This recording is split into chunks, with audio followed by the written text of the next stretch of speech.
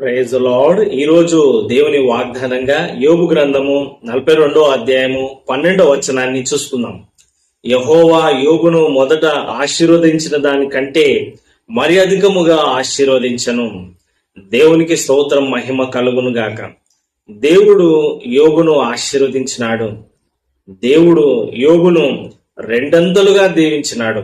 దేవునికి స్తోత్రం, మహిమ కలుగును గాక.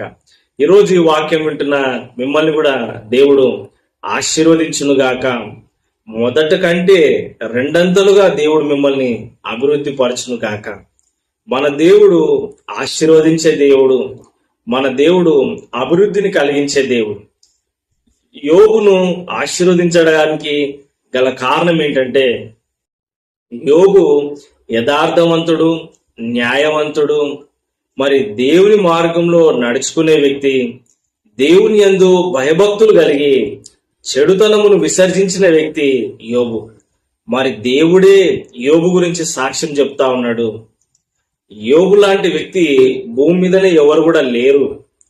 అంతటి యథార్థవంతుడు, అంతటి నీతిమంతుడు, దేవుని యందు భయభక్తులు కలిగిన వ్యక్తి యోబు అని సాక్షాత్తు దేవుడే సాక్ష్యం చెప్పినాడు.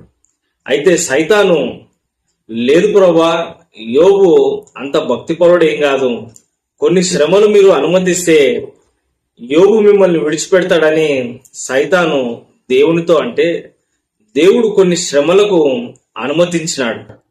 మరి సైతాను యోబును శోధించింది, సైతాను శ్రమల పాలు చేసింది. అతనుకున్న పొలాలు తగలబడిపోయినాయి, ఇల్లు కూలిపోయినాయి, మరి పిల్లలందరూ కూడా చనిపోయినారు. 7 మంది కుమారులు, 3 కుమార్తెలు చనిపోయినారు. కుటుంబం అంతా చెల్లాచెదురైపోయింది. 3000 గొర్రెలు, 7000 ఒంటెలు, మరి ఇంకా పశువులు అన్ని కూడా శత్రువులు వచ్చి ఎత్తుకుని వెళ్ళిపోయినారు. ఆ వేల సంపద అంతా కూడా పోయింది. మరి ఇది అంతా కూడా ఒక దినమందే జరిగినప్పుడు యోబు బూడిదలో పడి, అయ్యా, మరి ప్రార్థన చేస్తూ దేవునికి మొరపెడుతూ